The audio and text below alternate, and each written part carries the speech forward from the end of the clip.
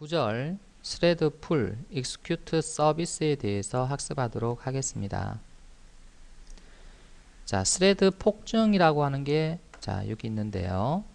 자, 스레드 폭증이 뭐냐면 스레드가 갑작스럽게 증가되는 것을 이야기를 합니다. 자, 병렬 작업 처리가 많아지면 스레드의 개수가 증가된다.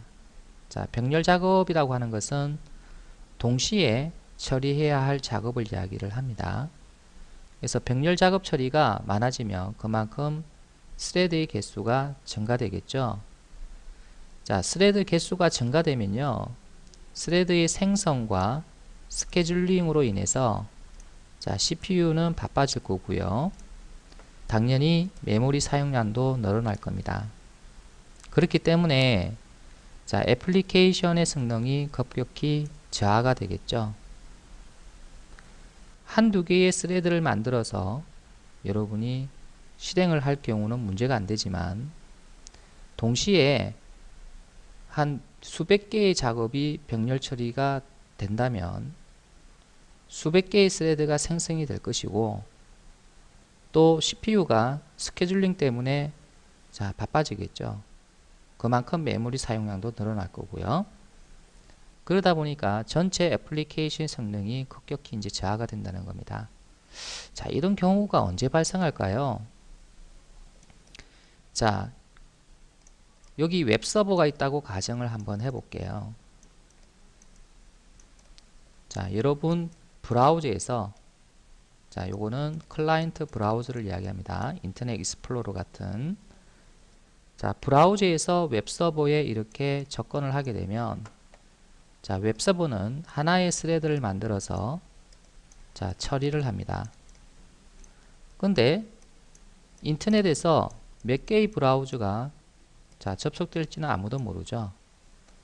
예를 들어서 수백 개의 브라우저가 또는 수천 개의 브라우저가 서버에 이렇게 요청을 하게 되면 결국 스레드도 수백 개, 수천 개가 만들어진다는 이야기고요. 동시에 실행이 된다는 겁니다. 그럴 경우에 이 웹서버에 여러분이 스레드가 폭증이 되어서 CPU가 뭡니까? 상당히 바빠질 것이고 웹서버의 메모리도 상당히 많이 사용하겠죠. 그러다 보니까 이 웹서버에서 실행하는 서버 애플리케이션의 성능이 급격히 저하가 되는 거예요. 그래서 여러분이 접속자 수가 많으면 서버가 다운된다고 이야기하잖아요. 그게 바로 이런 스레드가 많이 생성되어서 애플리케이션 성능이 급격히 저하되는 현상을 이야기를 합니다. 자, 그렇다면 이 웹서버를 만들 때 과연 이렇게 만들까요?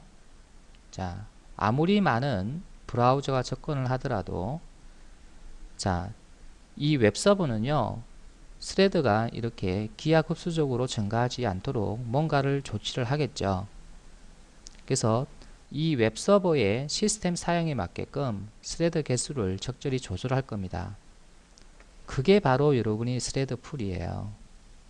그래서 스레드 풀은 스레드의 개수를 미리 정해놨고 그 한도 내에서 쓰도록 만들어주는 거예요.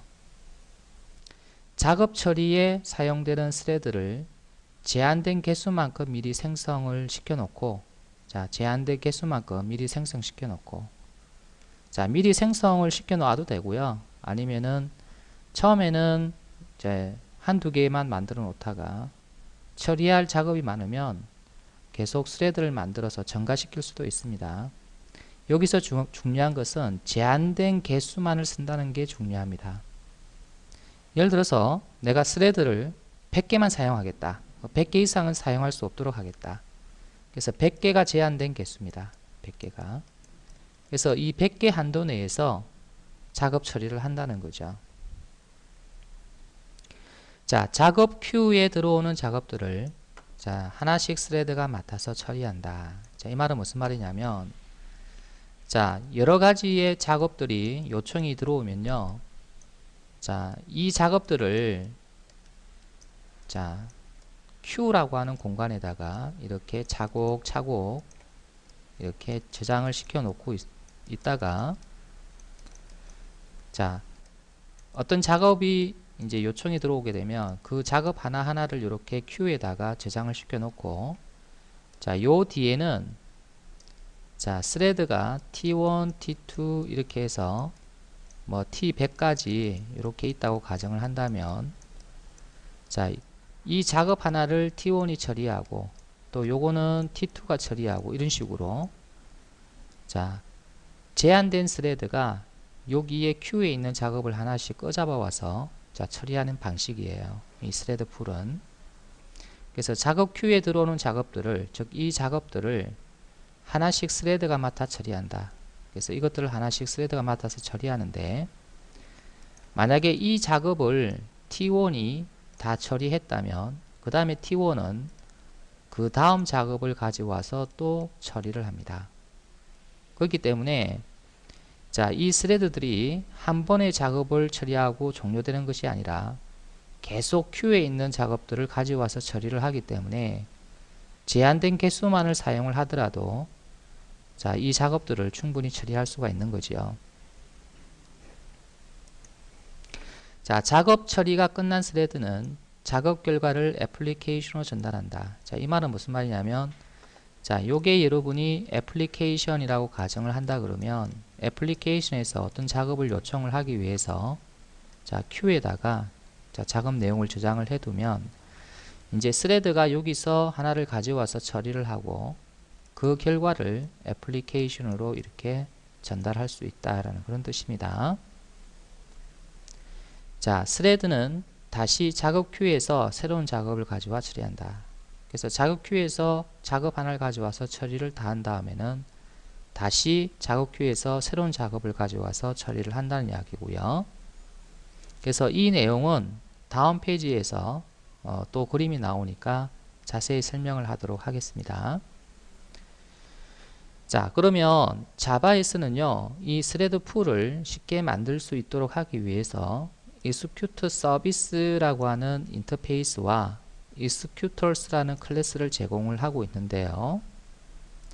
자, 스레드 풀을 생성하고 사용할 수 있도록 하기 위해서 바로 java.util.concurrent 패키지에서 바로 이들 인터페이스와 클래스를 제공을 하고 있습니다. 자, execute service 이게 바로 스레드 풀인데요. 자, 이 인터페이스를 구현한 객체, 즉 스레드 풀 객체는 executors의 정적 메소드, 다시 말해서 이 클래스의 정적 메소드를 이용을 해서 자, execute 서비스 구현 객체를 생성을 합니다. 자, 이게 바로 스레드 풀 객체예요. 그래서 스레드 풀 하게 되면은 앞으로 execute 서비스의 객체다 이렇게 이제 생각을 하시면 될 것 같습니다. 자, 그러면 execute 서비스, 즉 스레드 풀의 동작 원리를 한번 이해를 해보죠. 자, 스레드 풀, 즉 execute 서비스 안에는요, 이 작업 큐라고 하는 작업을 저장하는 공간이 있고요. 자, 이 작업 큐에 있는 작업을 가지고 와서 처리해주는 자, 스레드들이 자, 제한된 개수만큼 자, 이렇게 존재합니다. 자, 예를 들어서 내가 100개의 스레드만 만들어 쓰겠다. 그러면 스레드 100개만 이렇게 만들어서 자, 작업 큐에 들어오는 작업 하나를 가지고 와서 스레드가 처리를 합니다. 또 작업 큐에 있는 작업을 또 가져와서 다른 스레드가 처리를 하고요. 자, 작업이 처리가 다 된 다음에는요, 자, 또 다른 작업을 가져와서 또 처리하고, 그래서 반복적으로 작업 큐에 있는 내용을 가지고 와서 계속 처리를 하는 겁니다. 자, 그러면 애플리케이션은 자, 스레드가 자, 작업을 처리하도록 이제 요청만 하면 되는데요. 그 요청 방식이 자, 스레드에서 실행할 수 있는 것은 결국 러너블 객체죠. 그래서 러너블이라고 하는 객체를 만들어서 자, 스레드 풀에 작업 큐에다가 저장을 해두면 이 뒤부터는 자동적으로 스레드 풀에서 처리를 이제 한다는 겁니다. 어플리케이션은 단지 러너블 객체를 만들어서 작업 큐에 넣어주기만 하면 된다는 거죠. 그래서 여기 넣어진 러너블 객체, 즉 작업 객체는 자 스레드들이 자 처리를 하는데, 자 스레드가 처리하고 난 다음에는 그 결과를 어플리케이션 쪽에서 받을 필요가 있겠죠. 그래서 처리를 다 하고 나서는 자 만약에 스레드 1이 처리를 했다 그러면 스레드 1은 그 결과를 어플리케이션으로 전달을 하게 되어 있습니다. 그럼 어플리케이션은 이 결과값을 받아서 이제 또 다른 작업을 진행을 할 수 있겠죠. 자 그래서 이 스레드 풀을 사용을 함으로 해서 아무리 많은 작업이 자 요청이 들어와도 작업 큐에 있는 작업의 양만 늘어날 뿐이지 결국은 스레드의 개수가 늘어나는 것은 아니거든요. 그래서 스레드 개수는 제한된 개수만큼 사용을 하고 바로 이 제한된 개수를 가지고 작업 큐에 있는 작업들을 하나씩 처리를 하는 거예요. 자 그렇다 보니까 자 갑자기 많은 요청이 들어오게 되면은 이 작업 큐의 용량만 커질 뿐이지 자 스레드의 개수는 증가되지 않기 때문에 갑작스러운 애플리케이션의 성능 저하는 발생하지 않는 거죠. 그래서 이 스레드 풀을 자 서버 애플리케이션, 즉 서버 프로그램을 만들 때 많이 사용을 합니다. 그래서 우리 책 뒤편에 가보면은 여러분이 네트워크 부분이 있는데요.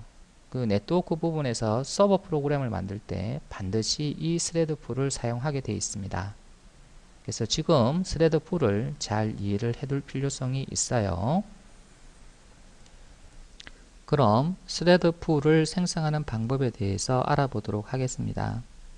스레드 풀은 executors 클래스의 자, 두 가지 정적 메소드 중에서 자, 하나로 간편하게 생성할 수 있는데요. 자, 이 두 메소드를 설명하기 전에 먼저 초기 스레드 수, 그 다음에 코어 스레드 수, 최대 스레드 수에 대한 개념부터 이해를 해야 될 것 같아요. 자, 초기 스레드 수는 스레드 풀을 처음 만들 때 자, 기본적으로 들어가 있는 스레드 수를 이야기를 하고요. 자, 코어 스레드 수는 스레드 풀에 자, 스레드들이 증가가 되어서 많은 수의 스레드가 있을 경우 사용되지 않는 스레드를 자, 풀에서 이제 제거를 하는데요.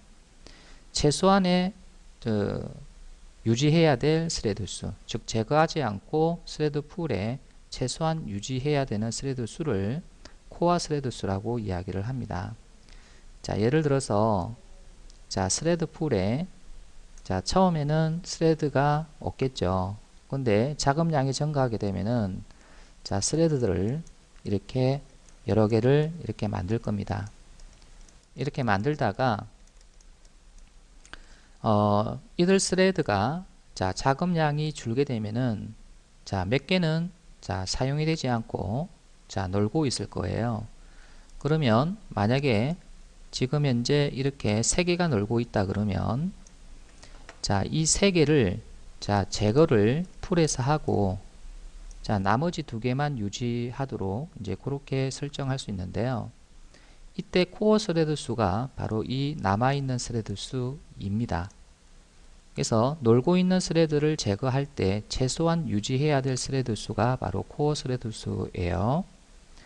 자, 최대 스레드 수 이거는 뭐냐면 자, 스레드 풀에서 이렇게 스레드가 계속적으로 자, 생성이 되는데 자, 최대 몇 개까지 스레드를 생성할 수 있느냐예요. 그래서 여기서 여기까지가 총 몇 개냐라는 이야기입니다. 자, 그러면 자, 이제 자, 이들 메소드에 대해서 이제 설명해 보도록 하죠. 자, new cached thread pool은 처음 스레드 풀을 생성을 할 때 자, 초기 스레드 수는 0개입니다. 자, 그러다가 작업량이 증가하게 되면은 자, 스레드를 계속해서 생성해서 자, 풀에서 관리를 하는데요. 자, 최대 스레드 수는 이론적으로 자, 인티저 객체가 가질 수 있는, 즉 인트 값의 최대값, 즉 인티저의 맥스 밸류 값만큼 최대 스레드 수를 가질 수가 있습니다. 자, 여기 자, 설명을 보죠. 자, 자, 이론적으로 int 값이 가질 수 있는 최대 값만큼 자, 스레드가 추가되나 운영체제의 상황에 따라서 달라진다. 그래서 운영체제가 가지고 있는 메모리의 상황에 따라서 자, 스레드 수가 이론적으로 이만큼 생성된다고 하지만 실제는 이 정도 생성이 되지 않고요. 그 메모리 상황에 따라서 이제 스레드 수가 결정이 되겠죠. 자, 한 개 이상의 스레드가 추가되었을 경우, 자, 원래 처음 스레드가 만들어졌을 때는 스레드가 없었는데, 자, 작업량이 증가되면서 한 개, 두 개, 세 개 이렇게 스레드가 증가되겠죠. 자, 그러다가 작업량이 줄어서 스레드가 사용되지 않을 경우 60초 동안 자, 스레드가 아무 작업을 하지 않으면 추가된 스레드를 종료하고 풀에서 제거를 해버립니다.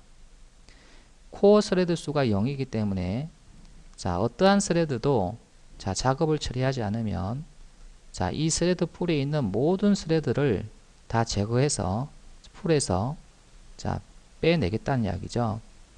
자, 스레드 자, 풀을 여러분이 new cached thread 풀로 자, 생성을 하려고 그러면 지금 이와 같이 여러분이 코드를 작성하시면 됩니다.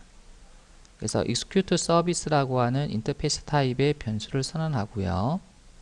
자, executors라고 하는 자, 클래스의 정적 메소드인 new cached thread pool을 호출하게 되면은 자, thread pool 객체를 얻을 수가 있습니다. 자, 두 번째 thread pool을 생성하는 메소드인 new fixed thread pool을 보죠. 자, 이 메소드는 매개 값으로 자, 최대 스레드 수를 주게 되어 있는데요. 자, 이 메소드로 생성된 스레드 풀은 초기 스레드 수는 0개고요. 자, 최대 스레드 수는 여기 주어진 매개 값, 즉 n 스레드가 됩니다.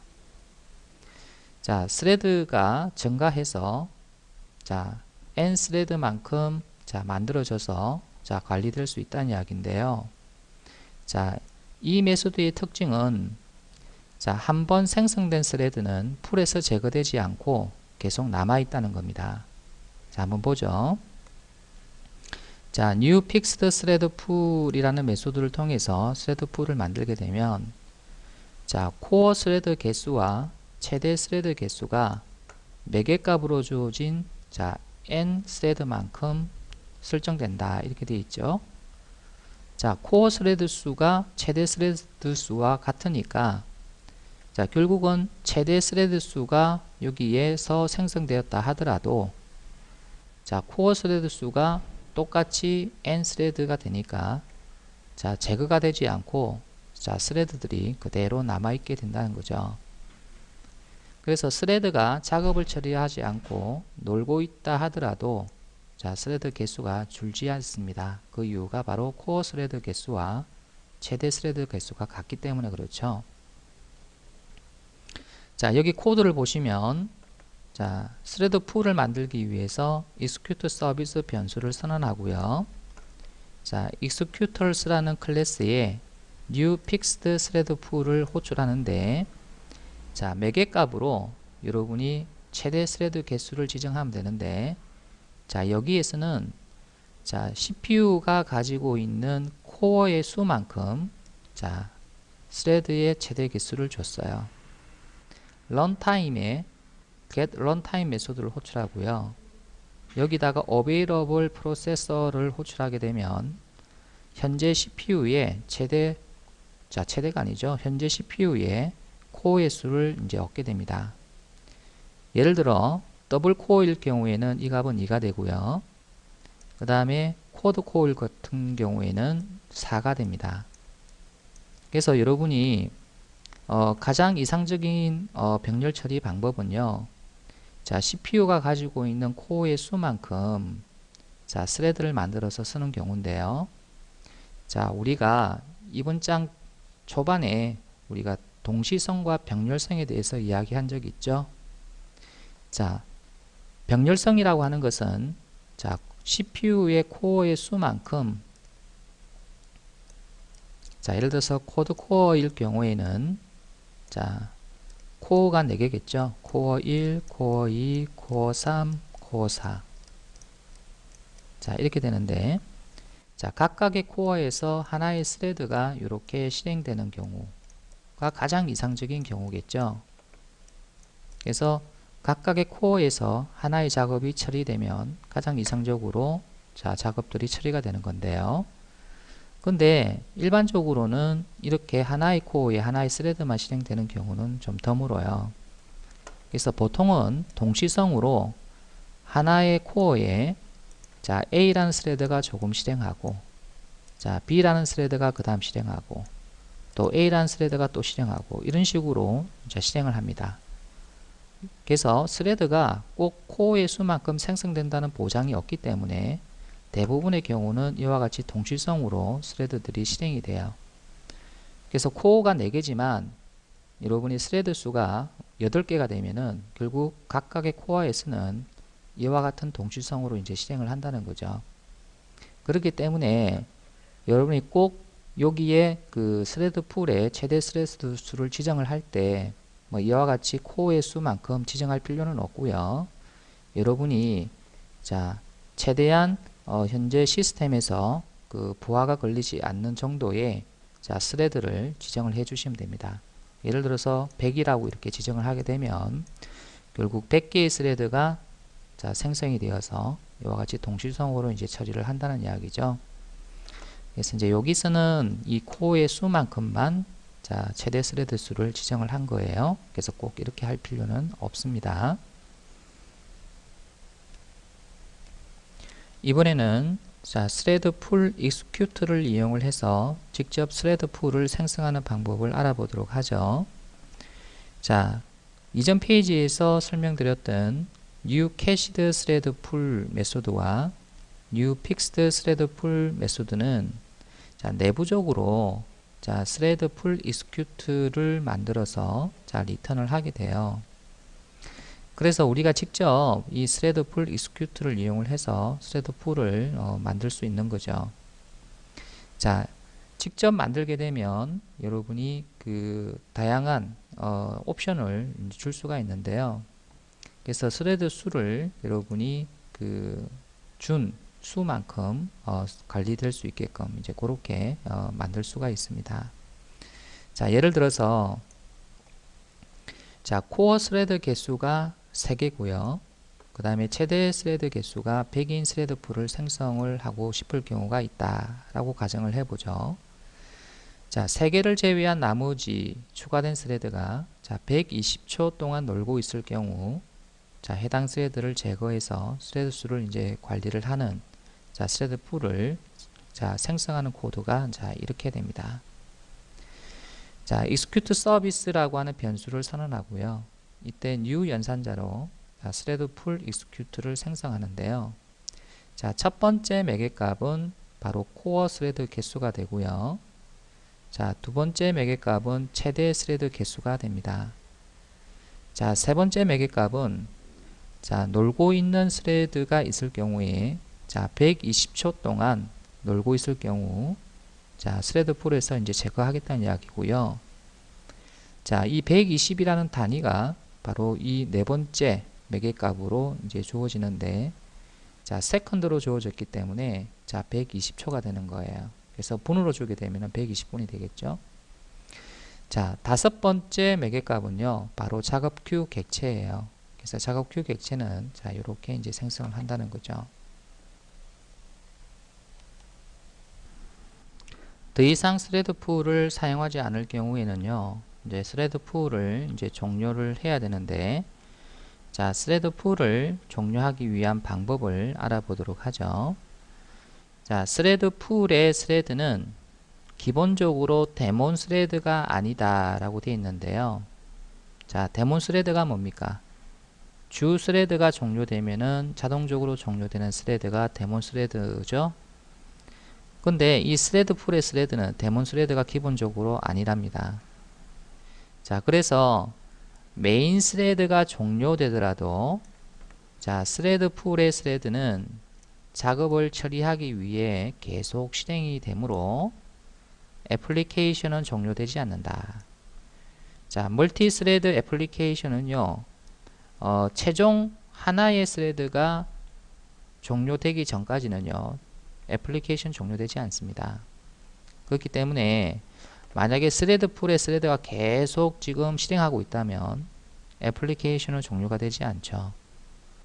자, 따라서 애플리케이션을 여러분이 강제적으로 종료를 하고 싶다면 스레드 풀을 종료를 해 주셔야 됩니다. 그래서 스레드 풀에 있는 모든 스레드를 종료해야만이 비로소 애플리케이션이 종료가 되는 거죠. 자, 그렇다면 스레드 풀 종료 매수도에는 뭐가 있는지 살펴보죠. 자, 크게는 셧다운과 셧다운 나우가 있습니다. 자, 셧다운은요, 현재 작업 중인 작업뿐만 아니라, 자, 현재 스레드가 처리 중인 작업뿐만 아니라, 자, 작업 큐에 대기하고 있는 모든 작업을 처리한 뒤에 스레드 풀을 종료시킵니다.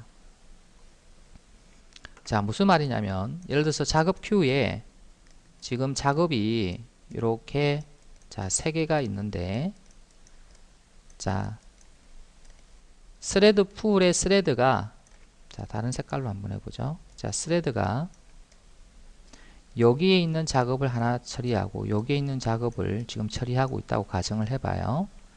그러면 셧다운을 했을 경우에는요, 이 스레드는 계속 작업을 처리를 합니다. 이 작업을 처리하고 이 작업을 계속 처리를 해요.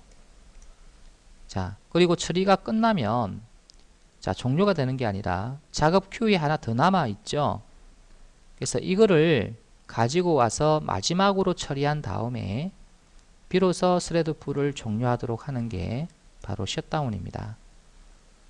근데 셧다운 나우 같은 경우에는요, 자, 만약에 이 작업과 이 작업을, 자, 스레드에서 처리하고 있다면 즉시 이 처리를 중지하고요, 중지를 시도하고, 즉 인터럽트 시킨다는 이야기죠. 중지를 시도하고, 그 다음에, 자, 요 처리되지 않는 바로 이 작업은, 자, 리턴 값으로, 자, 제공을 하겠다. 즉 리턴 값, 여기 있는 리스트 있죠. 왜 리스트 타입이냐? 아직 리스트를 우리가 배우지는 않았는데요. 컬렉션 타입인데, 자, 여기에 여러분이 작업이 이렇게 2개가 더 남아 있다고 가정을 해보죠. 자, 이렇게 2개가 더 남아 있다. 하나, 2개가 남아 있다. 그러면 현재 이 작업하고 이 작업을 스레드들이 처리하고 있는데, 자, 셧다운 나우를 호출하게 되면, 자, 이 스레드는, 자, 작업을 중지를 하고요. 자, 아직 미처리된 바로 이 작업, 자, 이 하나가 런어블 객체죠. 그래서 런어블 객체를 가지고 있는, 자, 리스트를, 자, 리턴합니다. 그래서 이게 미처리된 작업이란 이야기예요. 자, 가급적이면은 여러분이, 자, 셧다운 나우를 호출을 하지 않는 게 좋습니다. 왜 그런가 하니까 지금 현재 작업 처리 중인, 자, 이 작업이, 자, 다 처리되기 전에 중도에, 자, 스탑이 되기 때문에 결국은 이제 미처리된 상태도 남을 수 있죠. 이것도, 이건 아예 처음부터 미처리가 된 거고요. 그래서 이 작업이 불완전하게 끝날 수 있기 때문에, 자, 될 수 있으면은 여러분이 셧다운을 호출해서 현재 처리 중인 작업을 완료시키고요, 남아있는 작업까지도 완료한 다음에, 자, 애플리케이션을 종료하는 게 좋겠죠. 예, 스레드 풀을 종료하는 게 좋겠죠. 근데 강제적으로 무조건 종료시키고 싶다, 그럴 경우에는 이제 이걸 사용해도 좋습니다. 자, 이 밑에 보면은, 자, wait termination이라고 되어 있는데요. 자, 이거는, 자, 셧다운이라고 하는 메소드를 호출을 하고 나서, 자, 이 작업 큐에 있는 작업들을 모두 다 처리하고 나서 스레드 풀을 종료를 하는데, 너무 시간이 오래 걸릴 수 있다. 만약에 이 작업들이, 자, 아주 많아서, 자, 이 작업들을 다 처리하려고 그러면 1시간이 걸린다. 그럼 나는 10분 이내로 좀 자, 종료시키고 싶은데 1시간 동안 기다려야 되잖아요. 자, 그때 await termination이라고 해서 셧다운을 호출하고 나서 이거를 호출해 주면, 자, 여기에 자, 시간을 주게 되어 있는데요. 자, 이 시간 이내에 작업을 다 처리하지 못하면, 자, 일단 스레드 풀을 종료를 해요. 하고 폴스를 리턴을 합니다. 왜? 작업을 다 처리하지 못했기 때문에. 근데 이 시간 이내에 여기 있는 작업들을 다 처리를 했다면 얘는 true를 리턴합니다. 자, 두 번째 매개값은 뭐냐면 이 시간의 단위예요. 이게 초냐 분이냐 이렇게 지정할 수 있는데, 자, 설명을 한번 읽어보죠. 자, 셧다운 메소드를 호출한 이후 모든 작업을 타임아웃 시간 내에 완료하면, 즉 이 시간 내에 완료하면 true를 리턴하고, 완료하지 못하면 작업 처리 중인 스레드를 interrupt, 자, interrupt 한다는 이야기는 종료한다는 이야기죠. interrupt 하고, 자, false를 리턴한다. 그래서 남아있는 작업들이 너무 많아서 자, 시간이 오래 걸릴 경우에, 자, 주어진 시간만큼만 실행하고 끝내고 싶다면, 자, 이 메소드 뒤에 이 메소드를 호출해서 시간을 이제 지정을 해 주시면 되겠습니다. 스레드 풀은 작업 큐에 저장된 작업을 이제 스레드가 이제 처리하도록 해주는데요. 자, 작업 큐에 있는 작업은 결국 누가 넣어주느냐? 그건 이제 애플리케이션 쪽에서 넣어줘야 되겠죠. 자, 그러면 그 작업을 어떻게 생성하는지에 대해서 살펴보도록 하겠습니다. 자, 제가 자, 이전 페이지, 자, 여기에서 설명을 드렸는데요. 자, 애플리케이션이 어떤 작업을 스레드 풀에서 처리를 하기를 원한다면, 자, 이 작업 큐에 자, 저장할 자, 작업 객체를 만들어서 넣어준다 했는데, 이게 이제 여러분이 러너블 객체라고 이야기를 했었죠. 그래서 애플리케이션은 러너블 객체를 결국 만들어서 그 안에 이제 작업할 내용을 잡아놓고 이제 스레드 풀의 작업 큐에다가 이제 넣어주게 됩니다. 그래서 요거를 작성하는 방법, 즉 작업을 정의한 러너블 객체를 만드는 방법을 이제 살펴보겠다는 이야기예요. 자, 작업을 생성하는 방법은 두 가지 방법이 있다. 하나는 러너블 객체를 만드는 방법이 있고, 또 하나는 콜러블 객체를 만드는 방법이 있다. 이제 이렇게 되어 있는데요. 그래서 제가 러너블만 말씀을 드렸는데, 자, 콜러블도 작업을 정의를 할 수가 있습니다. 그래서 하나의 작업은 러너블 또는 콜러블 객체로 이제 표현이 되는데요. 자, 러너블 객체와 콜러블 객체의 차이점이 뭐냐? 자, 이 두 작업의 차이점이 뭐냐? 이거죠. 자, 작업 처리 완료 후, 즉 스레드가 작업을 처리하고, 자, 완료한 후 리턴 값이 있느냐 없느냐다. 그래서 작업을 처리하고 나서 리턴 값이 없다면 작업을 러너블로 여러분이 작성하면 되고요. 작업 처리 완료 후, 자, 리턴 값을 애플리케이션이 받아야 된다면 작업을 콜러블로 만드시면 됩니다.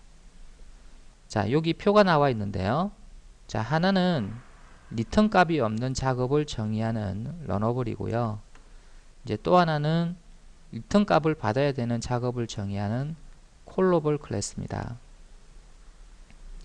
자, 러너블 클래스는 우리가 자, 스레드를 직접 생성을 할 때 작업을 정의하는 뭡니까? 객체죠. 그래서 러너블 객체는 이렇게 자, 만들 수 있다라는 것은 여러분이 이전 시간에도 제가 설명을 드렸죠. 그래서 여기다가 런이라고 하는 메소드에다가 결국 스레드가 처리할 내용을 여기다가 작성을 해 주시면 되고요. 자, 런 메소드가 여러분이 보이드니까요. 결국 스레드는 여기 있는 내용을 그냥 실행만 하고 끝나요. 리턴 값 자체가 없어요. 그냥 여기 있는 내용을 스레드가 실행하면은 그걸로 작업이 끝나는 그런 작업일 경우에, 자, 이와 같이 러너블 객체로 이제 작업을 만들어 주면 되고요. 자, 콜러블 같은 경우에는 자, 객체를 생성을 할 때 여러분이 제네릭 타입으로 자, 결과값에 대한 자, 타입을 자, 지정을 해줍니다. 예를 들어서 스레드가 작업을 처리하고 나서 어떤 정수값을 자, 결과값으로 자, 준다 그러면 요 t 자리에는 인티저가 들어가면 되고요. 만약에 스레드가 작업을 처리하고 나서 문자열을 결과값으로 자, 준다면 여기는 스트링이 되면 됩니다. 그래서 콜러블 객체를 만들 때 자, 제네릭 여기 타입 파라미터에는 여러분이 결과값으로 받을 타입을 지정을 해 주시면 되고요. 자, 여러분이 익명 객체로 이제 만든 거죠. 그래서 익명 객체로 만들었는데 콜러블이 가지고 있는 메소드, 자, 콜이라는 메소드를 이제 재정의를 해줍니다. 그래서 이 콜 메소드의 리턴 타입이 뭐냐면 바로 요 위에 자, 제네릭의 타입 파라미터를 준 타입, 즉 결과값의 타입이죠. 그래서 그 타입을 리턴하도록 이렇게 작성을 하시면 되겠습니다. 자, 다시 한번 이야기하면 스레드가 자, 요거를 실행을 하고 나서 자, 정수값을 리턴한다 그러면 정수값을 결과값으로 산출한다 그러면 인티저가 되면 되고요. 자, 스레드가 작업을 처리하고 나서 자, 문자열을 결과값으로 산출한다 그러면 스트링 이렇게 주시면 됩니다. 아시겠죠? 그래서 스레드가 작업 처리 완료 후 자, 애플리케이션이 받아야 될 그 값의 타입을 이제 이렇게 지정을 해주면 되고요. 자, 콜 메소드에는 이제 스레드가 처리할 작업 내용, 즉 스레드가 실행할 코드를 이제 작성을 하시면 됩니다. 그리고 이제 마지막에는 자, 리턴 값이 될 값을 이제 여기다가 지정을 하고 리턴을 시켜주면 됩니다. 자, 스레드 풀에서 작업을 처리한다는 것은 결국 이제 이렇게 만든 러너블 객체 또는 이렇게 만든 콜러블 객체를 이제 작업 큐에 자, 넣어주면 자, 스레드는 작업 큐에서 이들 객체를 가지고 와서 자, 런과 즉 여기 런과 그리고 여기 콜을 이제 실행을 해서 이제 처리하는 것을 이야기를 합니다. 그래서 스레드 풀의 작업 처리라는 것은 결국은 스레드 풀에 스레드가 이 객체 또는 이 객체의 런과 콜을 이제 호출하는 것을 이야기를 합니다. 자, 작업 처리 요청이라고 되어 있는데요. 자, 요거는 애플리케이션이 자, 작업 큐에 러너블과 또는 콜러블 객체를 자, 넣는 행위를 이야기를 합니다. 자, execute 서비스의 작업 큐에 러너블 객체 또는 콜러블 객체를 넣는 행위를 말한다. 이렇게 되어 있고요. 자, 작업 처리 요청을 하기 위해서 자, execute 서비스는 다음 두 가지 종류의 메소드를 제공한다. 이렇게 되어 있는데요. 자, 여러분이 작업 큐에 이게 이제 작업 큐인데요. 자, 작업 큐에 자, 러너블 또는 콜러블 객체를 이렇게 넣고 싶다는 거죠. 이 큐 안쪽으로 큐 안에 넣고 싶다. 자, 이렇게 큐 안에 넣고 싶다. 그러면은 자, 여기에 어떤 메소드를 이용을 해야만이 즉 결국 이제 요거는 자, execute 서비스겠죠. 예, execute 서비스. 자, execute 서비스에 있는 자, 어떤 메소드를 이용하게 되면 러너블로 만든 객체와 콜러블로 만든 객체를 여기 안에 넣을 수 있느냐 이 말이에요. 자, 그 메소드가 바로 execute 또는 submit이라고 하는 메소드들입니다. 그래서 execute 서비스가 가지고 있는 이들 메소드를 이용을 하면 자, 애플리케이션이 러너블 객체, 콜러블 객체를 만들어서 큐에 넣어줄 수 있다는 이야기예요. 자, 큐에 들어간 러너블 객체 또는 콜러블 객체는 결국 자, 스레드들이 자, 처리를 하게 되겠죠. 그래서 얘는 얘가 처리하고 또 얘는 얘가 처리하고 이렇게 할 수 있겠죠. 자, 먼저 execute라고 하는 메소드부터 보면요. 자, execute는 자, 매개 값으로 런어블 객체를 받게 되어 있습니다. 그래서 결국은 이 런어블 객체를 작업 큐에 넣겠다는 이야기죠. 그래서 런어블을 작업 큐에 저장한다. 자, 작업 처리 결과를 받지 못한다. 이렇게 되어 있는데, 자, 런어블 같은 경우에는 여러분이 일반적으로 자, 리턴 값이 없는 작업들을 정의를 합니다. 그렇기 때문에 자, execute 메소드로 작업 큐에 넣는 런어블은 결과값을 받을 수가 없어요. 자, submit은 자, 결과값을 받을 수 있다는 이야기 같은데요. 자, 요거하고 요거 차이점은 얘는 결과값이 없는 작업을 큐에 넣는 거고요. 요거는 결과값이 있는 작업을 큐에 넣는 거라고 생각이 들 수 있는데, 자, submit은 여러분이 3개로 오버로딩이 되어 있고요. 자, 런어블이라고 하는 객체를 받을 수도 있고, 그 다음에 런어블 이렇게 하고, 그 다음에 결과값을 자, 얻기 위해서 이렇게 결과값이 저장될 객체를 이렇게 줄 수도 있고요. 자, 그 다음에 콜러블 이렇게 해서 자, 아예 요거는 결과 타입이 V로 나오는 작업이죠. 그래서 콜러블 객체를 이렇게 지정을 해서 여러분이 자, 런어블 객체와 콜러블 객체를 작업 큐에 넣어 줄 수 있는데, 자, execute가 결과값이 없는 어떤 그런 작업을 큐에 넣는다면 이것들은 결과값이 있는 작업을 큐에 넣는다. 이렇게 생각을 하시면 됩니다. 자, 한번 보시죠. 자, 런어블 또는 콜러블을 작업 큐에 저장을 한다. 자, 리턴된 퓨처를 통해서 이 퓨처라고 하는 이거를 통해서 작업 결과를 작업 처리 결과를 얻을 수 있다. 이렇게 되어 있습니다. 자, 그래서 이제 여러분이 작업 결과를 얻고 싶으면 submit을 이용을 하고, 그 다음에 작업 결과를 얻을 필요가 없다. 그러면은 자, execute를 이제 이용을 하면 된다는 이야기고요. 자, 작업 처리 도중 예외가 발생할 경우, 자, 이 두 메소드는 좀 다른 행동을 취합니다.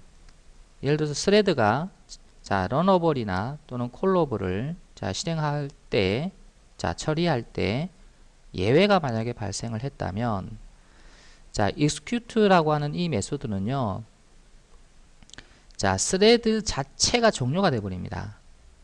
자, 이게 무슨 말이냐면, 자, 이게 여러분이 스레드 자, 풀인데, 자, 스레드가 이렇게 있고, 자, 여기에 여러분이 작업 큐가 있어요. 작업 큐가 있는데, 자, 이렇게 여러분이 런어블 또는 콜러블이 있다고 가정을 할게요. 자, 지금 execute니까 이제 런어블만 여기 자, 들어가 있다라고 생각을 할게요.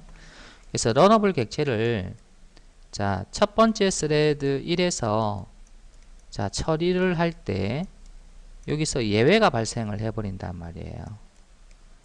예외가 발생을 해버리면 이 스레드 자체를 완전히 종료를 해버리고, 자, 새로운 스레드를 만들어 버립니다. 그래서 스레드가 종료되고 해당 스레드는 제거된다. 풀에서 제거가 되어 버린다는 이야기고요. 따라서 스레드 풀은 다른 작업 처리를 위해 새로운 스레드를 생성한다. 즉, 얘가 제거가 되면은 자, 얘를 대신해서 자, 새로운 스레드를 하나 더 만든다는 겁니다. 자, T1이 제거됐기 때문에 또 다른 여러분 T1을 만들어서 스레드 개수를 유지를 한다는 이야기예요. 근데 이 submit은 좀 다른 행동을 취합니다. 자, submit으로 여러분이 자, 여기에 런어블 객체를 넣었다고 한다면, 자, 이 런어블 객체를 스레드가 실행할 때 예외가 발생을 하게 되면 이 스레드를 자, 제거하지 않습니다. 이 스레드를 제거하지 않고요. 자, 다시 한번 볼게요. 자, 스레드 자체를 제거하지 않고, 자, T1이라는 스레드가 결국은 자, 요거를 처리를 할 때, 자, 여기서 예외가 발생을 하게 되면, 자, 이 T1 스레드를 제거하는 게 바로 요거지만, submit은 이 T1이라는 스레드를 제거하지 않고요. 자, 현재 작업 중인 이 작업을 버리고 다음 작업을 가져와서 T1이 계속 처리할 수 있도록 해주도록 합니다. 그래서 어찌 보면은 execute로 실행하는 것보다는 submit으로 실행하는 게 더 효율적이라고 볼 수 있죠. 왜냐하면 스레드는 재사용하는 게 좋습니다. 스레드를 생성하게 되면 그만큼 여러분이 CPU와 메모리를 사용을 하기 때문에 자, 기존에 있는 스레드를 계속 활용하는 것이 좋지, 작업을 처리하다가 예외가 발생한다고 해서 스레드 자체를 여러분이 제거해 버린다는 것은 조금 비효율적이죠.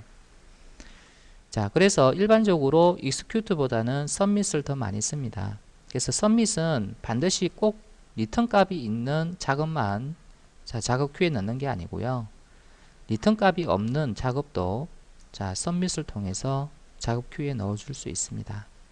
그래서 이 두 개는 리턴 값이 있는 어떤 그런 작업을 작업 큐에 넣는 거라고 한다면, 자, 그냥 러너블로 되어 있는 바로 요 객체를 매개값으로 받는 이거는 리턴 값이 없는 그냥 작업을 여기 안에 넣는다고 보시면 돼요. 그래서 execute보다는 일반적으로 submit을 더 많이 쓴다는 이야기입니다.